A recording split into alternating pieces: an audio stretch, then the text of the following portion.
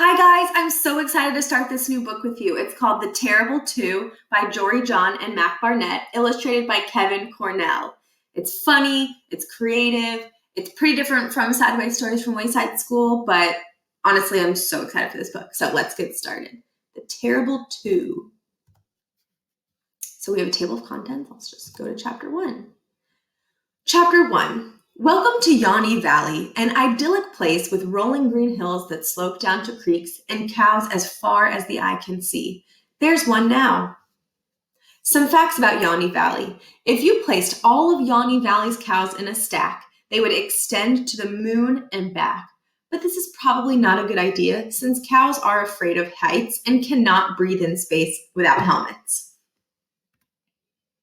In 1836, due to a balloting error, a cow was elected mayor of Yani Valley.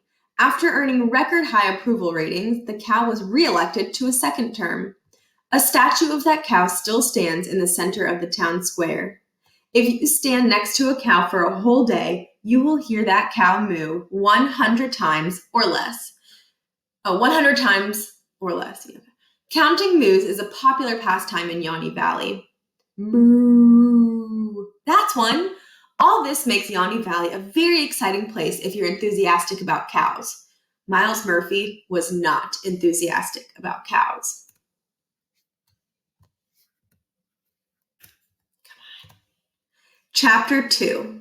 This is Miles Murphy. He's on his way to Yani Valley. Let's take a closer look at that face. Notice the scowl. Notice the gloom. Notice the way his face is pressed against the window and he looks like he's trying to escape. Notice the way he keeps sighing.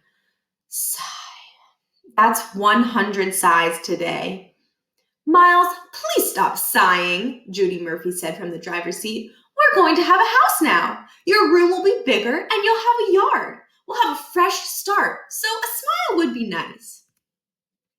But Miles could not smile because he was unhappy about moving to Yani Valley. He was unhappy about saying goodbye to his friends Carl and Ben. He was unhappy about saying goodbye to his old apartment in a pink building that was close to the ocean.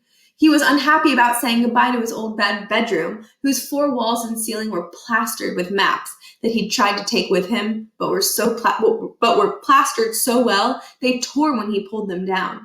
He shouldn't have plastered those maps so well.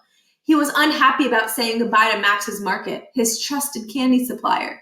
And he was unhappy about saying goodbye to his reputation as his school's biggest prankster, which he'd earned through years of hard work and brilliant thinking. Miles kept hoping they'd turn back and head home, but the car just kept going and was even now passing this sign. Yani Valley, population 9,980. Come look at our cows. Chapter 3. It was well past midnight, and Miles paced around his new bedroom. It was too big. The walls were too white. There were boxes everywhere. He should have been asleep, but he was awake, because this room was all wrong, and the house was all wrong, and the yard was all wrong. Miles didn't care about big rooms or houses or yards. This wasn't a fresh start. It was a rotten start. He turned off the lamp that sat on a box and got back in bed.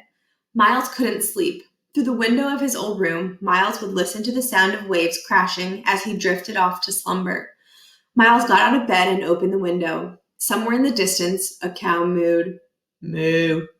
The air outside his old room smelled like the sea. This air smelled like cows. Today was a bad day, but tomorrow would be an even worse day. Tomorrow, he was starting his new school. Miles went to bed with a sense of dread.